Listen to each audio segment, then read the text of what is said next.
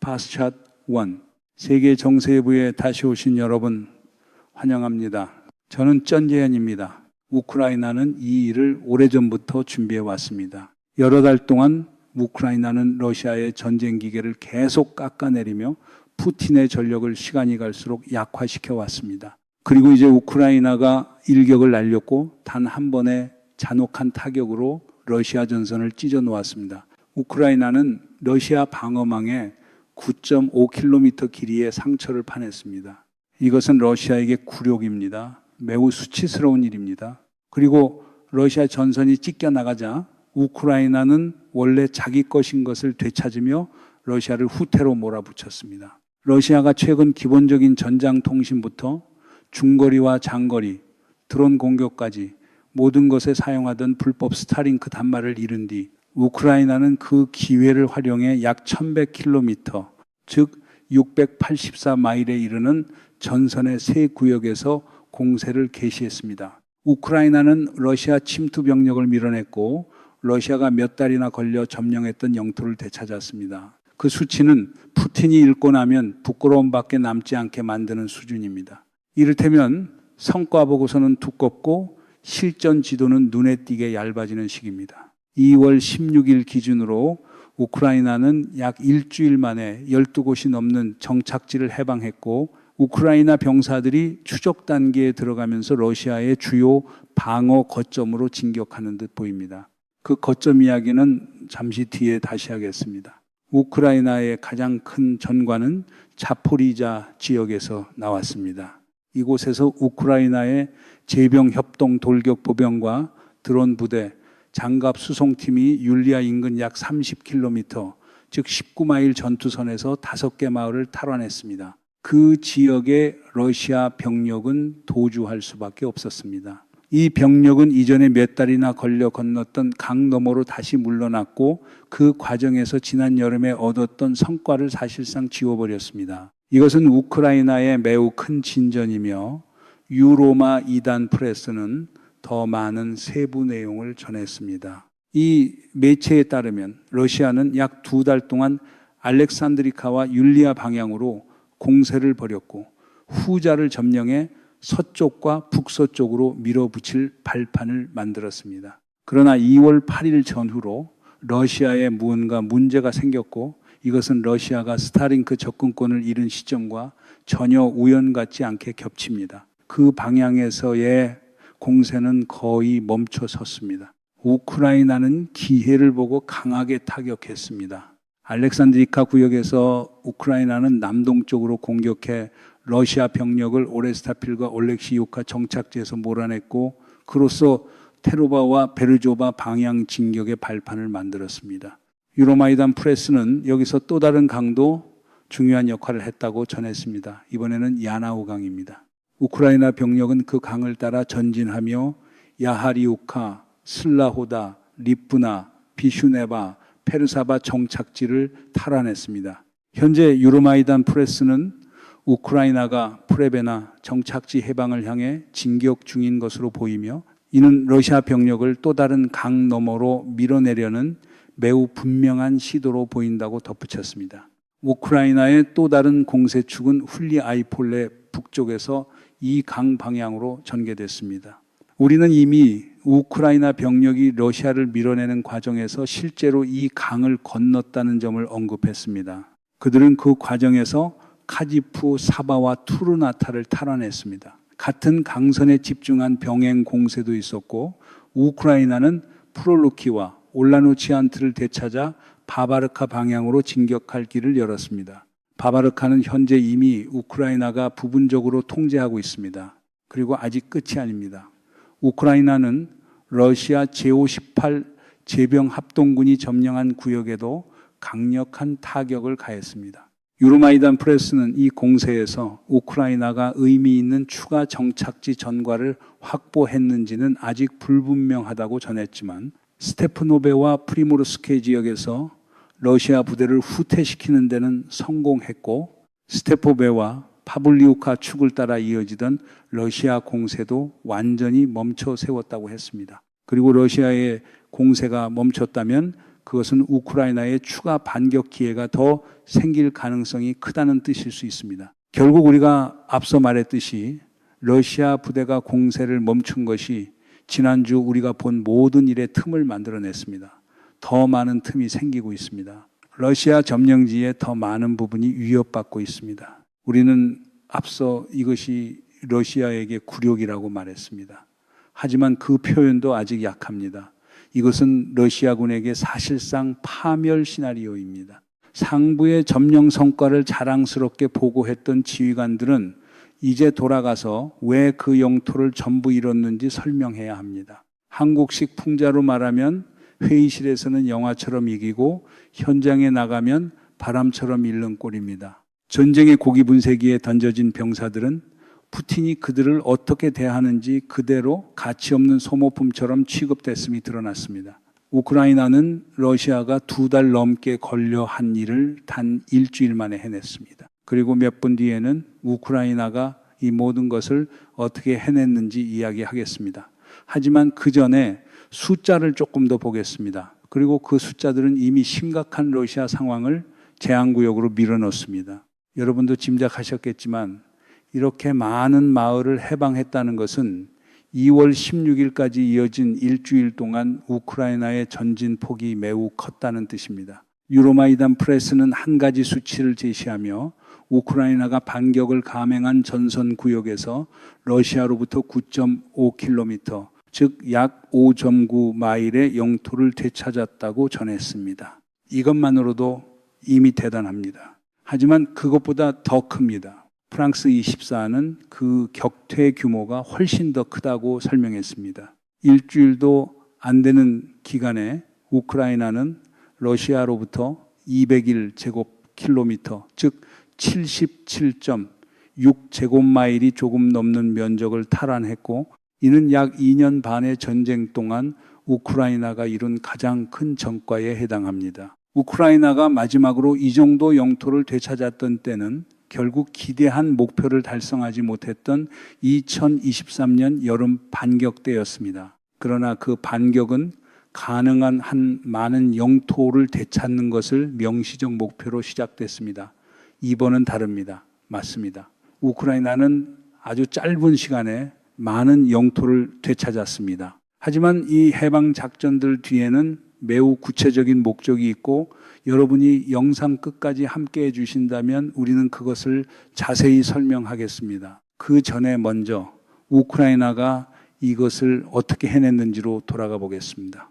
여기에는 두 가지 큰 요소가 작용하고 있습니다. 그중 하나는 우리가 이미 여러 번 언급한 스타링크입니다. 스타링크 차단은 우크라이나가 해낸 일에 매우 큰 역할을 했고, 프레스턴 스튜어트는 우크라이나 돌파에 대한 심층 분석에서 그 점을 설명했습니다. 그는 다른 분석가들 가운데 일부가 러시아가 스타링크를 잃으면서 드론을 날릴 수 없게 됐다고 지적한다고 말했습니다. 그러나 그것은 부분적으로만 맞는 이야기이며 우크라이나가 방금 해낸 일의 직접적 요인이 아닐 수도 있습니다.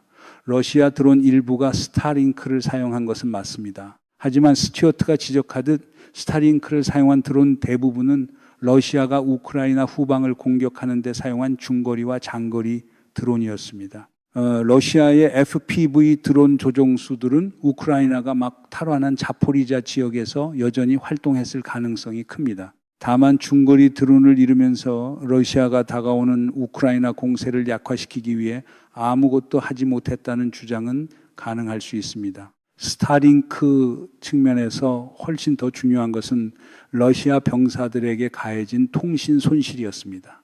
스타링크 차단은 통신을 교란했고 일부 드론 운용에도 영향을 주었습니다.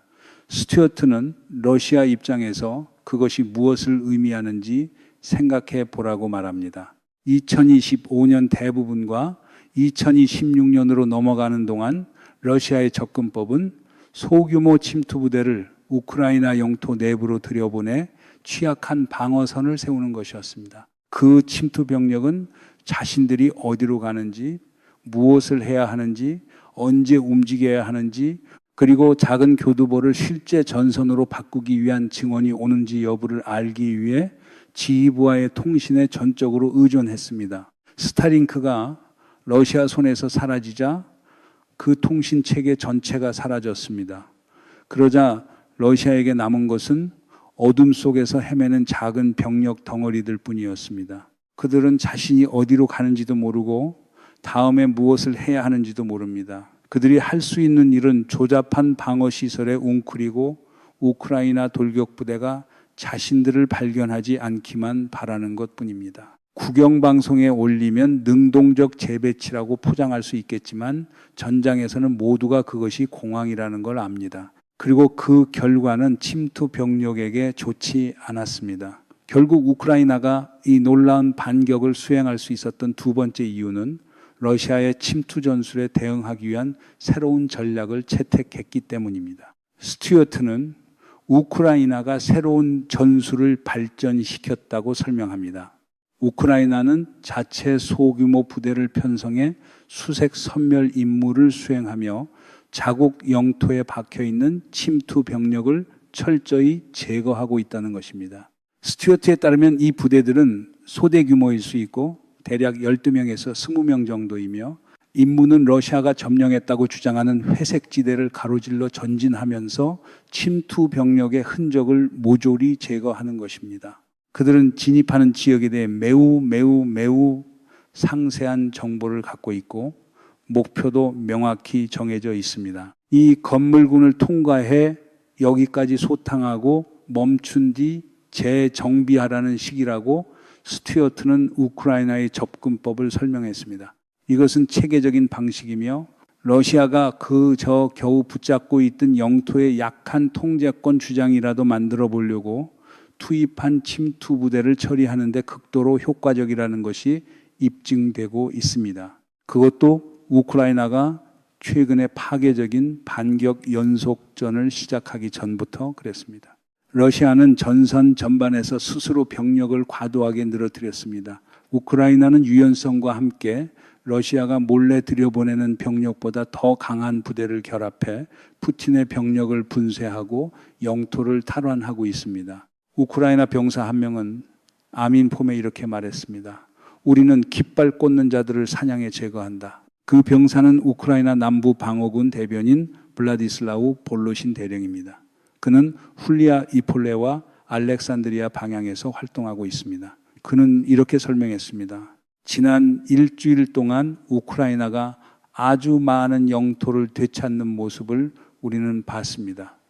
이런 침투 집단을 탐지하면 우리는 정착지에서 그들을 쓸어냅니다. 저는 강조합니다. 이 정착지들은 원래도 우리 통제 아래에 있었고 지금도 그렇습니다. 러시아군은 그것들을 통제하지 않았습니다. 우리는 그저 침투의 깃발만 꽂은 자들을 찾아 제거하는 것입니다. 다시 말해 우크라이나는 자기 것을 되찾고 있으며 애초에 제대로 장악하지도 못했던 러시아 병력에게서 그것을 되찾고 있는 것입니다. 잠시 후 우리는 우크라이나가 이 반격 연속전으로 실제로 무엇을 달성하려 하는지 설명하겠습니다. 하지만 더 깊이 들어가기 전에 이곳은 밀리터리 쇼이고 우리는 헤드라인만이 아니라 전체 그림을 전해드립니다. 매일 업데이트로 흐름을 앞서가고 싶다면 지금 구독해 주십시오. 지난 일주일 동안 우크라이나가 이룬 모든 성과에 대한 러시아의 반응은 약했습니다. 러시아 국방부는 입을 굳게 다물었고 불리할수록 전략적 침묵이라는 익숙한 방식대로 움직이면서 러시아 군사 블로거들이 러시아의 큰 손실을 알아서 설명하도록 내버려 두었습니다. 그들 대부분은 현실에 어느 정도 가까운 내용을 전하고 있습니다. 스튜어트는 유리 포돌야카라는 한 사람이 우크라이나의 성과를 축소하려고 필사적으로 애쓰고 있다고 말합니다. 그는 우크라이나가 애초에 전혀 하려 하지 않은 일을 시도한 것처럼 묘사하며 성과를 깎아내리려 합니다. 스튜어트는 포돌야카가 우크라이나의 공세가 그리 효과적이지 않았다고 주장하려 했다고 전합니다. 그리고 그는 잃어버린 영토는 외면한 채 오히려 우크라이나가 전선 전역에서 저지됐다고 주장합니다. 스튜어트는 이 군사 블로거의 말을 인용합니다. 지난 24시간은 우크라이나군 돌격군단이 필요한 성과를 달성하지 못했을 뿐 아니라 이제는 진지한 반격 작전을 수행할 능력도 분명히 없다는 점을 보여준다. 더 많은 마을이 해방되는 와중에도 그는 이렇게 말했습니다. 그들이 이전에 입은 손실이 지금 영향을 주고 있고 러시아군 부대는 분명히 준비되어 있었으며 자신들의 대응 전술을 강요할 수 있었다. 정말입니까? 유리. 그 해석을 고르셨다고요. 그것은 지금 벌어지는 일의 정반대입니다. 그리고 스튜어트가 지적하듯 포돌야카의 주장은 다른 러시아 군사 블로거들의 주장과도 모순됩니다. 여기에는 약간의 심리적 투사가 있는 듯합니다. 아니면 포돌야카가 지난주 우크라이나의 행동을 2023년 여름에 있었던 대규모 반격처럼 광대한 영토를 되찾으려는 작전으로 잘못 판단했거나요. 좋게 말하면 분석을 잘못한 것이고 한국식으로 꼬집어 말하면 체면 지키려다 실제 지도를 잊어버린 셈입니다. 하지만 그렇지 않습니다. 우크라이나는 그런 일에 수만 명 병사를 희생할 만큼 어리석지 않습니다. 그리고 그들은 방금 해방한 영토를 두고 훨씬 더 중요한 계획을 갖고 있습니다. 그 계획은 한 단어로 요약할 수 있습니다. 안정화입니다. 우크라이나가 이번 반격 전체로 하고 있는 일은 2016년 후반에 닥칠 일을 대비해 판을 짜는 것입니다. 유로마이단 프레스가 지적하듯 우크라이나는 매우 영리하게도 공세를 전술구역, 즉 전투가 진행 중인 회색지대로 제한했습니다. 어떤 의미에서는 포돌야카의 말이 맞을 수도 있습니다. 우크라이나는 자포리자 깊숙이 돌파할 수 있도록 이번 성과를 공고화하지 못합니다. ISW가 인용한 평가를 내놓은 코스크틴 마쇼베츠도 비슷한 말을 합니다. 다만 마쇼베츠의 경우 그는 우크라이나가 공고화 자체를 노리는 것이 아니라는 점을 이해하고 있습니다. 우크라이나는 자포리자 전선의 가장 혼란스러운 구역들을 안정화하려는 것입니다. 왜일까요?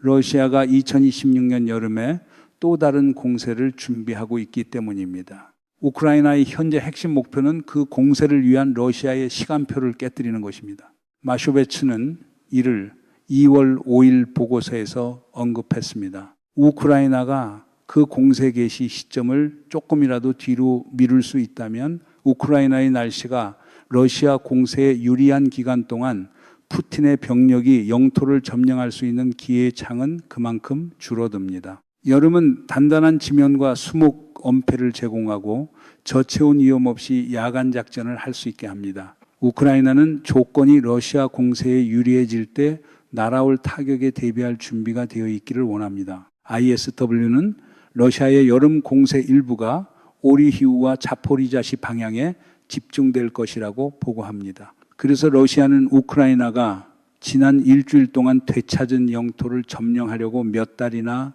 매달렸던 것입니다. 키이우 포스트는 러시아가 이 작전에 10만 명의 병력을 배정할 계획이며 이는 국가의 전략 예비에서 차출될 가능성이 크다고 덧붙였습니다. 푸틴은 자포리자 지역 공세에 매우 가혹한 기한을 설정해 두었고 이제 러시아가 여름 전에 그 기한을 맞추는 것은 거의 불가능해졌습니다. 잃어버린 영토는 푸틴이 원하는 규모의 공세를 개시하려면 다시 점령해야 합니다. 따라서 앞으로의 몇 달은 원래 준비와 더 깊은 진격에 쓰였어야 했지만 이제 러시아가 몇 달 전에 이미 끝냈다고 여겼던 바로 그 일을 다시 하는데 쓰이게 됐습니다. 스스로 속도를 늦추는 것이 목표라면 참으로 효율적인 순환입니다. 러시아는 지금 전형적인 캐치 22 상황에 빠졌습니다. 한편으로 러시아는 2025년부터 구축하려 애써온 전략 예비를 우크라이나가 해방한 영토를 다시 점령하는 데 쓰고 싶지 않습니다. 그 예비는 여름 공세에 투입되어야 하기 때문입니다. 푸틴이 그 자원에서 더 많이 끌어올수록 다가올 러시아 공세의 효율은 더 떨어질 것입니다.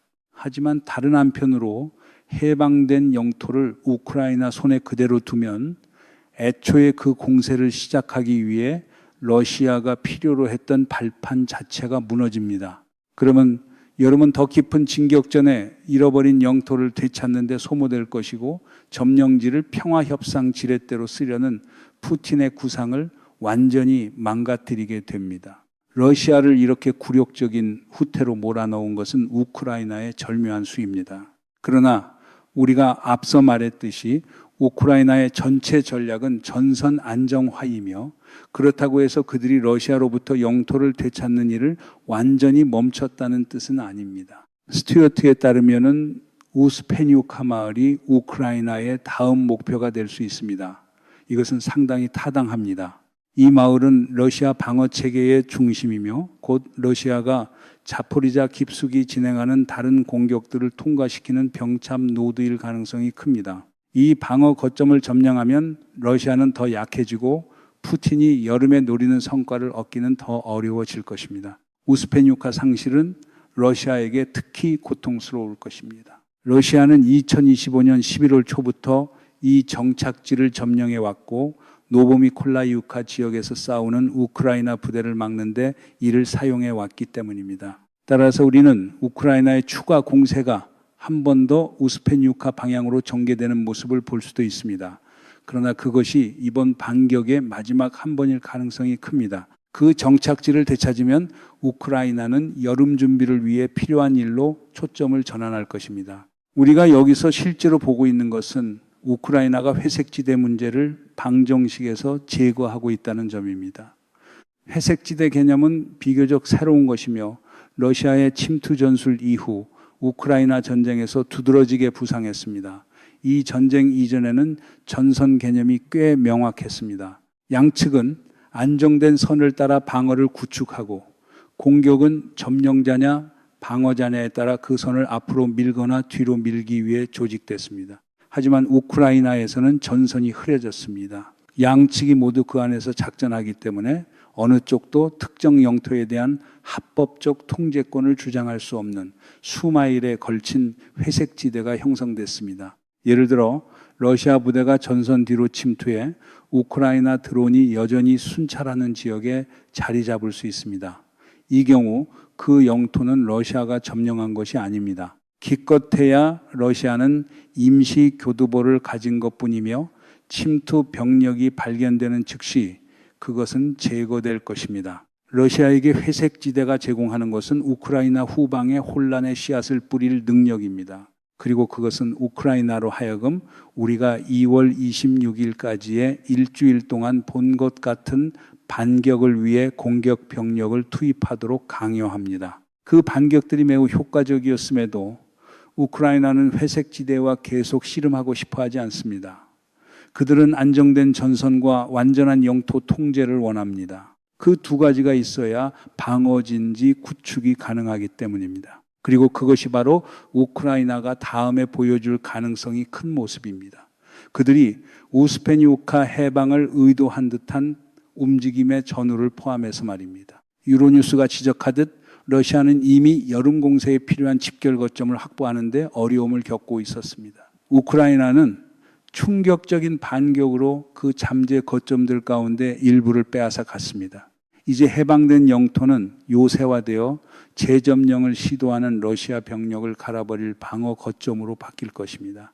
그 결과 우리가 알고 있던 전선은 자포리자에서 더 멀리 밀려나고 있습니다. 스튜어트는 이렇게 말합니다. 그 이동은 우크라이나가 기존 방어진지를 보강하고 방금 해방한 영토에 살상구역을 설정할 가능성을 함께 가져온다. 이 모든 것은 우크라이나가 여름 동안 러시아 병력을 소모시키는 데 도움이 될 것이며 푸틴과 그 측근들이 이미 장악했다고 믿었던 영토를 다시 점령하기 위해 러시아가 피로 막대한 대가를 치르도록 만들 것입니다. 다시 말해 그들이 안정된 성과라고 여겼던 것은 결국 나중에 청구되는 영수증이 된 셈입니다. 이 살상 구역들은 전선 전반에 걸쳐 있고 길게는 15km, 즉 9.3마일까지 뻗을 수 있으며 러시아 침투 병력은 앞으로 단 한 걸음이라도 내디딜 때마다 자신의 목숨을 우크라이나의 손에 맡겨야 하게 됩니다.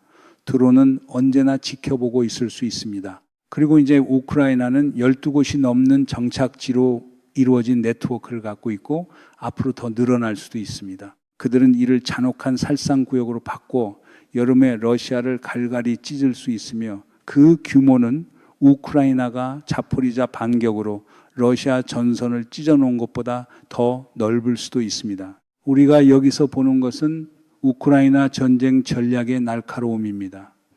우크라이나는 영토를 해방함으로써 러시아에 대응하는 매우 영리한 접근법을 밀어붙였습니다. 드론과 현대화된 군사체계를 사용해 대규모 피해를 강요하는 방식입니다. 그 전략이 우크라이나 반격의 두 번째 단계가 될 것으로 보인다는 점에 대해서는 저희 영상에서 더 확인하실 수 있습니다. 여러분, 오늘 세계 정세해부는 여기서 잠시 멈추겠습니다. 세계 정세해부는 언제나 여러분의 댓글을 기다립니다. 안녕히 계십시오. 다음에 다시 뵙겠습니다. một https chatgpt.com c 693.500 132 sau đam c 8322 sau đai 5653 43 cách khắc phục lỗi ảnh.